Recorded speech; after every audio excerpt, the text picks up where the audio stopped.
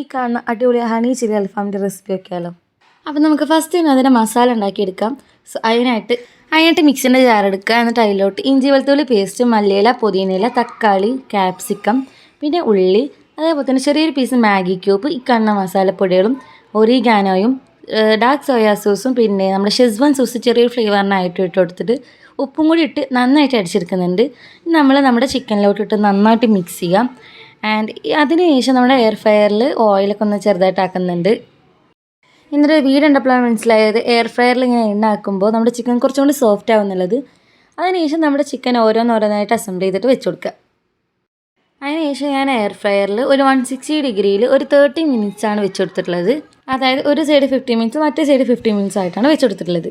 അതിനുശേഷം നമുക്ക് അതിൽ അപ്ലൈ ചെയ്ത ഒരു സോസ് ഉണ്ടാക്കണം. അപ്പോൾ അതിനായിട്ടൊരു പാൻ എടുത്തിട്ട് ബട്ടറും ഓയിലും ഗാർലിക്കും കൂടെ നന്നായി മിക്സ് ചെയ്തതിന് ശേഷം അതിലോട്ട് കുറച്ച് ടൊമാറ്റോ കെച്ചപ്പ് ഒഴിച്ചിട്ട് ആ രണ്ടും പാട് നന്നായിട്ട് മിക്സ് ചെയ്യാം.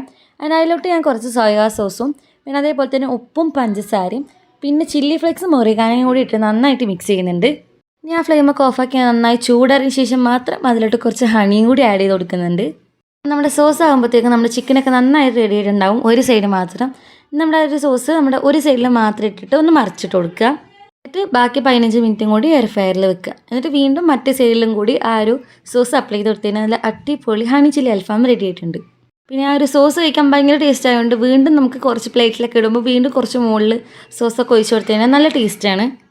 പൊറോട്ടയൊക്കെ കൂട്ടി തന്ന ഒരു അടിപൊളി ആയിട്ടാണ്. അപ്പോൾ എല്ലാവരും ട്രൈ ചെയ്ത് നോക്കുക. അപ്പോൾ എല്ലാവർക്കും ബൈ ബൈ.